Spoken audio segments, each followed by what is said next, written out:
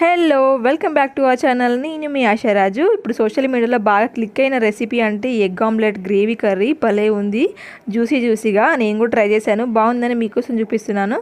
ముందుగా అయితే ఒక వెడల్పాటి ప్యాన్ తీసుకొని దాంట్లోకి కావలసినంత ఆయిల్ వేసుకొని జీలకర్ర, ఆవాలు, శనగపప్పు, మినపప్పు వేసుకొని వాటిని ఎర్రగా వేగించుకున్నాక పచ్చిమిర్చి వేసుకోండి. ఆయిల్లోనే పచ్చిమిర్చి వేస్తే పచ్చిమిర్చి ఫ్లేవర్ అనేది కర్రీకి తెలుస్తుంది. తర్వాత కరివేపాకు, ఉల్లిపాయలు, అల్లం వెల్లుల్లి పేస్ట్, కొద్దిగా సాల్ట్ వేసుకొని అవి దోరగా వేగేదాకా వేయించుకోండి. 4 మీడియం సైజు పండు టమాటాలని సన్నగా కట్ చేసుకొని వేసుకున్నాక కొద్దిగా సాల్ట్ వేసుకొని టమాటా సాఫ్ట్గా అయ్యేంత వరకు 10 నిమిషాల వరకు మూత పెట్టి ఉడికించండి. లో ఫ్లేమ్లో పెట్టి ఉడికించండి, లేకపోతే అడుగంటిపోతుంది.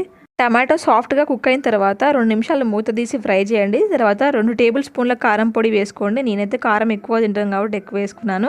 అలాగే 1 టేబుల్ స్పూన్ పసుపు, అలాగే కొద్దిగా ఉప్పు వేసుకొని 2 నిమిషాలు ఫ్రై చేసి మంచి గ్రేవీ కావాలనుకునే వాళ్ళు మాత్రం 1 గ్లాసున్నర వాటర్ యాడ్ చేసుకోండి. నేనైతే 1 గ్లాస్ వాటర్ యాడ్ చేసుకున్నాను. గ్రేవీలోకి వాటర్ యాడ్ చేసిన తర్వాత గ్రేవీ నుంచి ఆయిల్ అంతా సపరేట్ అయ్యేంత వరకు కూడా కలుపుతూనే ఉండాలి. తర్వాత 4 ఎగ్గులను తీసుకున్నాను నేనైతే. వాటిని హాఫ్ బాయిల్ లాగా వేసుకోవాలి కదపకుండా. ఈ టైంలో కదిపితే మాత్రం ఎగ్ మొత్తం స్మెల్ వస్తుంది కర్రీ మొత్తము. సో కొంచెం కూడా కదపొద్దు. తర్వాత ఎగ్స్ మీద కొంచెం అలా డ్రాప్ చేయండి సాల్ట్. కర్రీకి ఎగ్కి బ్యాలెన్స్ అవుతుంది సాల్ట్ అనమాట. తర్వాత ఒక 5 మినిట్స్ అలా కదపకుండా మూత పెట్టి ఉడికించి ఇప్పుడు ఆమ్లెట్ తిప్పి వేసుకొని 2 సైడ్లు కూడా కుక్ చేసుకోవాలి. 2 మినిట్స్ అట్లా 2 సైడ్లు కుక్ అయిన తర్వాత ధనియాల పౌడర్, గరం మసాలా, కొత్తిమీర చల్లుకుంటే కూర రెడీ అయిపోతుంది.